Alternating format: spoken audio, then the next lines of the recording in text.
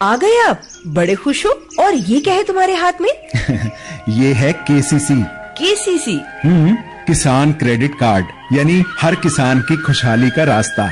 अच्छा, वो कैसे? वो ऐसे कि किसान क्रेडिट कार्ड से हम बीज बोने से लेकर फसल कटाई के बाद के खर्च, उत्पादन, विपणन, अपने परिवार की उपभोग आवश्यकताओं को पूरा करने, कृषि संपत्तियों व कृषि से संबंधित गतिविधियों के रखरखाव के लिए सस्ता ऋण ले सकते हैं। केसीसी से खेती के अलावा पशुपालन, मछली पालन और डेयरी जैसे कामों के लिए भी ऋण मिलता है क्या? हाँ, बिल्कुल।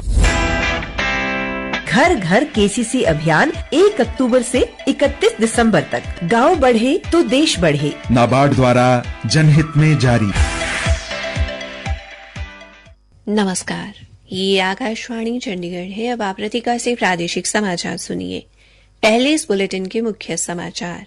प्रधानमंत्री नरेंद्र मोदी आज रात 9:30 बजे स्मार्ट इंडिया हैकेथॉन के ग्रैंड फिनाले के प्रतिभागियों से वीडियो कॉन्फ्रेंसिंग के माध्यम से बातचीत करेंगे। हरियाणा के मुख्यमंत्री मनोहर लाल ने कहा है कि विधायक किसी भी अधिकारी से अपने क्षेत्र के विकास कार्यों के बारे में जानकारी ले सकते हैं। हरियाणा में विकसित भारत संकल्प यात्रा के दौरान आयोजित कार्यक्रमों में अब तक 13,84,000 से अधिक लोगों ने भागीदारी की। हरियाणा सरकार ने श्रमिकों व फैक्ट्री मालिकों के लिए एक नई वेबसाइट और जीपीएस आधारित स्थान संकेतक की शुरुआत की। और हरियाणा के उप मुख्यमंत्री दुष्यंत चौटाला ने सदन में कहा कि कोसली में बाईपास बनाने के लिए 6,274 लाख रुपए से अधिक राशि स्वीकृत की गई है। अब समाचार विस्तार से।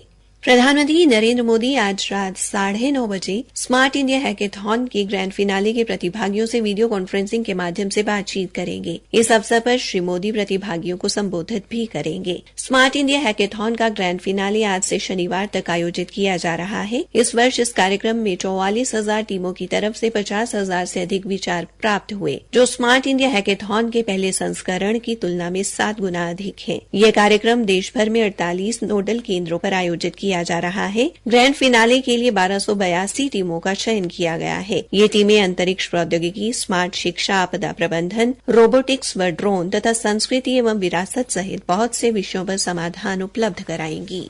हरियाणा के मुख्यमंत्री मनोहर लाल ने कहा कि विधायक किसी भी अधिकारी से अपने क्षेत्र के विकास कार्यों के बारे में अन्य जानकारी ले सकते हैं, लेकिन विधायक के पास अधिशासी शक्ति नहीं होती, इसलिए वे विधिवत रूप से आधिकारिक तौर पर अधिकारियों की बैठक नहीं बुला सकते। मुख्यमंत्री आज विधानसभा के शीतकालीन सत्र में शून्यकाल के दौरान विधायक बीबी बत्रा द्वारा मुख्य सचिव कार्यालयों की ओर से 25 अगस्त को जारी एक पत्र के संबंध में आपत्ति दर्ज करवाने पर जवाब दे रहे थे। उन्होंने कहा कि उक्त जारी पत्र के अनुसार विधायक किसी भी सरकारी कार्यालय में जा सकते हैं, किसी भी अधिकारी से अपने क्षेत्र के विकास कार्यों की जानकारी ले सकते हैं। हालांकि अब इस पत्र में एक वाक्य और जोड़ दिया गया है कि विधायक अधिकारियों को विश्राम गृह में बुला सकते हैं।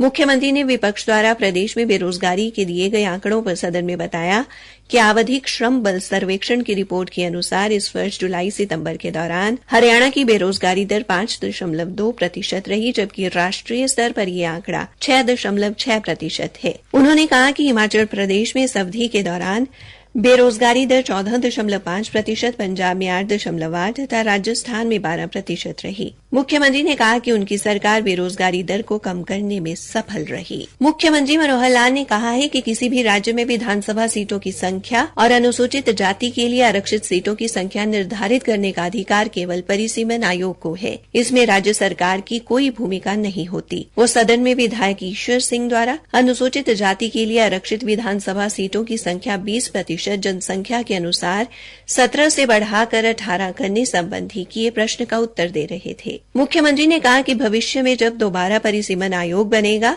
उस समय हरियाणा विधानसभा, इसके सदस्यों तथा राज्य सरकार की राय ली जाएगी तथा आयोग को आरक्षित विधानसभा सीटों की संख्या 20% जनसंख्या के अनुसार करने के लिए सूचित किया जाएगा। उन्होंने कहा कि आगामी परिसीमन आयोग में हरियाणा की जनसंख्या के अनुसार विधानसभा की सीटों की संख्या 90 से बढ़ाकर 112 होने का अनुमान है और अनुसूचित जाति के लिए आरक्षित विधानसभा सीटों की संख्या 20% जनसंख्या के अनुसार 22 होगी। हालांकि अंतिम निर्णय परिसीमन आयोग का होगा। प्रादेशिक समाचार आकाशवाणी चंडीगढ़ से प्रसारित किए जा रहे हैं। हरियाणा में विकसित भारत संकल्प यात्रा के तहत अब तक 2251 स्थानों पर आयोजित जनसंवाद कार्यक्रमों में 13,84,000 से अधिक लोगों ने भागीदारी की। और भारत को विकसित राष्ट्र बनाने में अपना योगदान देने की शपथ ली। एक सरकारी प्रवक्ता ने बताया कि यात्रा के दौरान अब तक स्वास्थ्य शिविरों में 2,91,000 से अधिक लोगों के स्वास्थ्य की जांच की गई और 1,89,000 से अधिक लोगों की तपेदिक की जांच की गई। यात्रा के दौरान अब तक लगभग 65,000 से अधिक लोगों को आयुष्मान भारत कार्ड व 3,140 किसान क्रेडिट कार्ड जारी किए गए। इस दौरान आयुष्मान चिरायु योजना के तहत 50,602 आवेदन प्राप्त हुए और 15,213 स्वामित्व कार्ड वितरित किए गए। प्रवक्ता ने बताया कि यात्रा में अब तक 11,488 महिलाओं, 20,436 विद्यार्थियों, 3,125 स्थानीय खिलाड़ियों तथा 2,915 स्थानीय कलाकारों को सम्मानित किया गया। प्रदेश में विकसित भारत संकल्प यात्रा के दौरान 4,686 लोगों ने आधार कार्ड से संबंधित अपनी समस्याओं का निवारण करवाया और 4,764 लोगों ने पीएम स्वनिधि योजना एवं 1,162 लोगों ने प्राकृतिक खेती से संबंधित जानकारी ली। पंचकुला से हमारी संवाददाता ने बताया कि विकसित भारत संकल्प यात्रा आज रायपुर रानी खंड के गांव देबड़ व गनौली तथा पिंजौर खंड के गांव बवाना व टोरन में पहुंची। इस दौरान लोगों को न केवल सरकार की कल्याणकारी योजनाओं की जानकारी दी गई बल्कि मौके पर ही योजनाओं का लाभ भी दिया गया। आयुष्मान योजना के नोडल अधिकारी डॉक्टर विकास ने बताया कि देबड़ में 2 व गनौली में आज 5 लोगों के आयुष्मान कार्ड बनाए गए। वहीं डॉक्टर मोनिका ने बताया कि यात्रा के दौरान गांव देबड़ में 106, गनौली में 223, बवाना में 115 और टोरन में 77 लोगों की तपेदिक की जांच की गई। हरियाणा सरकार ने श्रमिकों व फैक्ट्री मालिकों के लिए एक नई वेबसाइट और जीपीएस आधारित स्थान संकेतक की शुरुआत की है, जिसके जरिए श्रमिक अपने आसपास के सहायता केंद्रों, विभागीय कार्यालयों, श्रम कल्याण कार्यालय और स्वास्थ्य सेवाओं का न केवल स्थान जान पाएंगे बल्कि उन तक पहुंचने के लिए सर्वोत्तम मार्ग और आवश्यक जानकारी भी प्राप्त कर सकेंगे।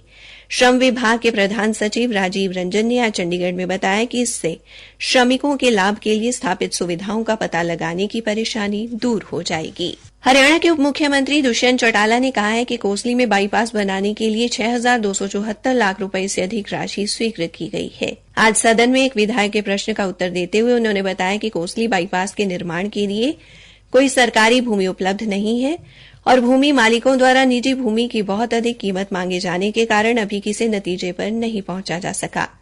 उप मुख्यमंत्री ने विधायक से संबंधित लोगों को जमीन उपलब्ध करवाने के लिए मनाने का भी अनुरोध किया।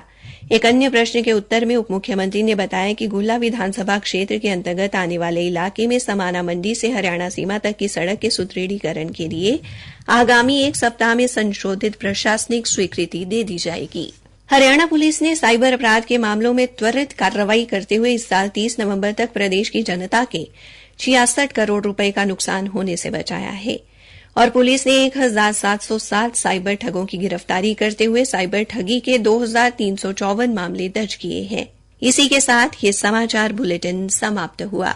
किसान भाइयों के लिए सरकार लाई है किसान क्रेडिट कार्ड घर घर अभियान। 1.5 करोड़ किसानों को 31 दिसंबर तक दिए जाएंगे किसान क्रेडिट कार्ड। किसान क्रेडिट कार्ड छोटे बड़े किसान, सीमांत किसान, कृषक मजदूर, मौखिक पट्टेदार, बटाईदार और किसानों के स्वयं सहायता व संयुक्त देय समूह को खेती, पशुपालन, मछली पालन और डेयरी फार्मिंग के लिए सस्ता ऋण उपलब्ध करवाता है। 1 अक्टूबर से 31 दिसंबर तक घर घर केसीसी अभियान के तहत किसान क्रेडिट कार्ड बनवाएं। खेती से जुड़े अपने सभी खर्च करने के लिए सस्ता ऋण पाएं। गांव बढ़े तो देश बढ़े। नाबार्ड द्वारा जनहित में जारी।